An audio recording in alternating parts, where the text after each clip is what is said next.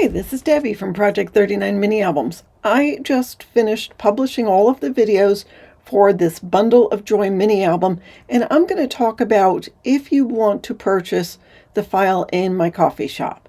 The Kofi shop is separate from my Etsy shop. Etsy is where I sell my mini albums, but I sell the digital files for you to print yourself if you wanted a cutting guide. Most of what I put in the Kofi shop is my cutting guides. I might add other things as I progress in my crafting journey, but for now that's what I have. So what I do is I make a cutting guide for page by page of what you'll need for the cardstock and the pattern paper and coordinating cardstock. Now I'm going to show you how to access the cutting guide. I'm showing you my computer screen, and this is one of the videos. So if you scroll up or scroll down, oh, don't forget to hit the like button, and then you'll see there is a link to take you to the Kofi shop.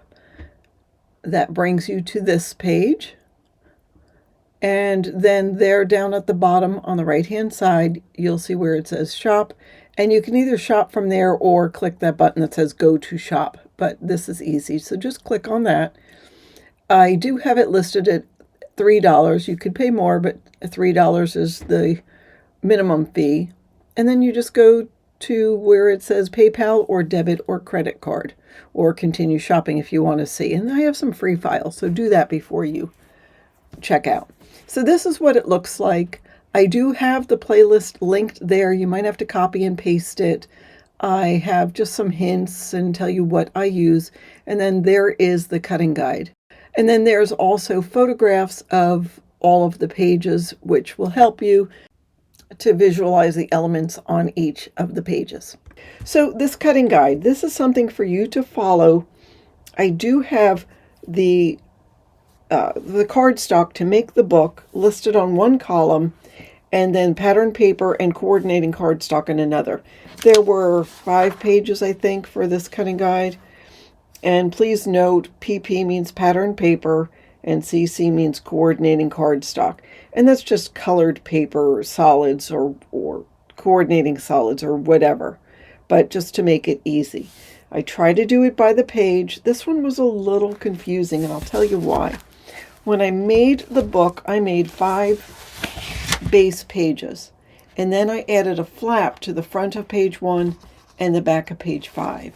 So you'll notice in the cutting guide that it says front of page 1, flap front. Next time I'll be a little more clear about it, but I just wanted to explain that to you. Just be patient with it, and you'll figure it out as you go. And of course, you don't have to use the paper that I use. I didn't label the paper specifically on that for that reason, because you can use whichever paper you want. The other thing I wanted to tell you about the cutting guide is I also printed out, I also made 2 pages of just the cardstock cutting guide. And the reason I did that is I find it helpful to cut it out, paper clip it with the 2 items, and then go page by page and make it that way. So I'm going to try it this time and see if it's something that you guys will use. So this is for front of page 3. I'm going to just take my paper trimmer. You could take scissors because it's not going to be important. And then back of page 3.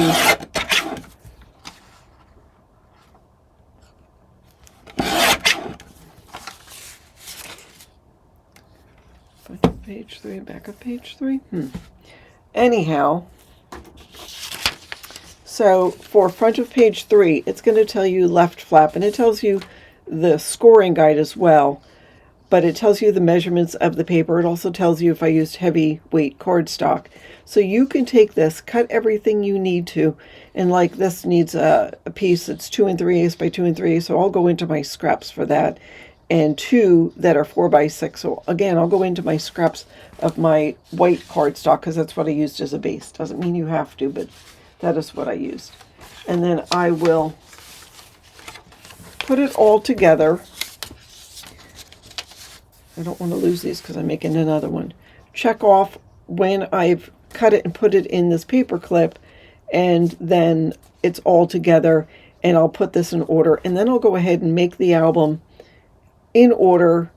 I'll make the cover, the hinge, the base pages, and then I'll go page by page and add the features, and then I'll go through and decorate. So I just wanted to show you what was on the cutting guide in my coffee shop so you can see. Also, you'll notice if you go check out that file and purchase it, I've done pictures of all of the pages so you can see the features. Sometimes if I've made another mini album with that same cutting guide, I'll also put that in. It just depends on how labor intensive that is and what else I have going on. But don't print out all the pictures, or at least I wouldn't print out the pictures. I would leave them on the computer, and if you want to get a close-up, you can just enlarge it on the computer. So anyhow, that was just a little hint. If you were kind enough to purchase the cutting guide, and if you are, I want to tell you thank you so much. Thank you for everyone who sends me a coffee, or on YouTube sends me $5, $10, $3, whatever it is. Every little bit helps. It's, I'm not trying to get rich making mini albums, just trying to be able to support my habit so I can continue to bring you new mini album tutorials. And that also helps me get newer paper collections as opposed to just using things from my stash. That is what I wanted to talk to you about today. Go back to making mini albums, and hopefully you'll make it as a gift for somebody, and I'm sure they will appreciate it. Thanks so much for watching. Have a fabulous day.